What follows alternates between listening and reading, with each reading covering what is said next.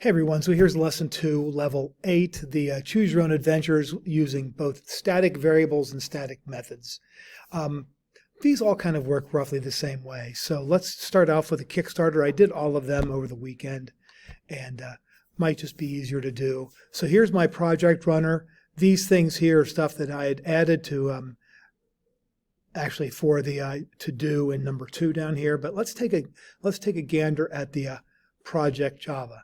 So this is my class, my project class. There are 3 private instance variables. And then there is the public static variable I created called number of projects or num projects. So this variable belongs to the class.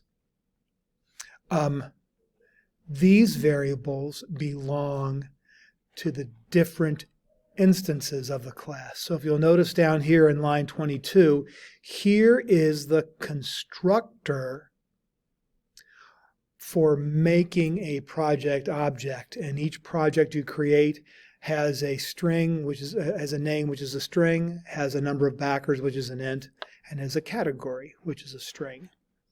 Those variables inside those parentheses belong to that particular object.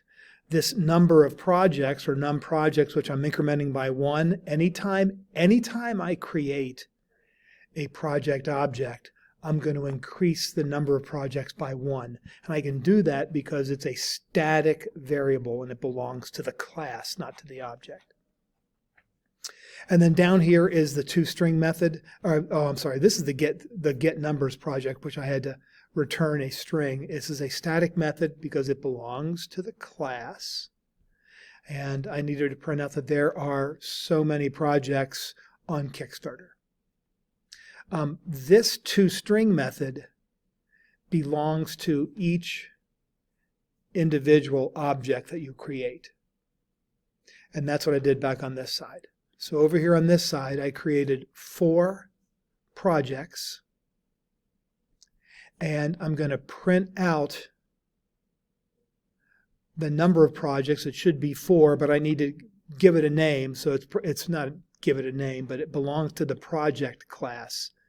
So it's not an object. It actually belongs to all of those objects I created. And then I wanted to see what would happen if I just printed out the toString method. So here we go. Let's run this puppy out. So there are 4 projects on Kickstarter. That's what I did here. And then this stuff is from the toString method for printing out the object, and that comes from there. So let's go back to 8 and let's do another one. Let's go startups on Shark Tank. So works the same way. I created some startup objects. Let's go look at the startup objects. So here is the startup class. There are 3 instance variables and 1 public static variable that belongs to the class. It belongs to the startup class. These variables belong to the objects that you instantiate, that you create. So down here is my constructor. So every time I make a startup object, I need to give it a name, a description, and a Boolean. But there's also this num startups that I'm incrementing by 1 every time. So every time I create a startup object, I'm also going to add 1 to the number of startups variable that I'm keeping. And that startup variable is static, so it belongs to the entire class. And here is my get num startups. This is kind of like a toString method, but it's not, because the classes themselves don't have the toString methods. It's the objects that have them.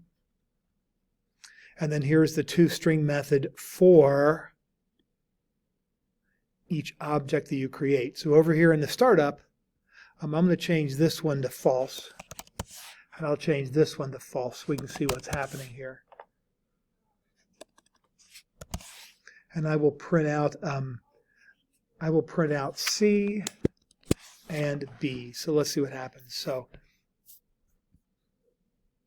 I messed up somewhere, didn't I? Let's see. Oh, I spelled false wrong. Let's try that again.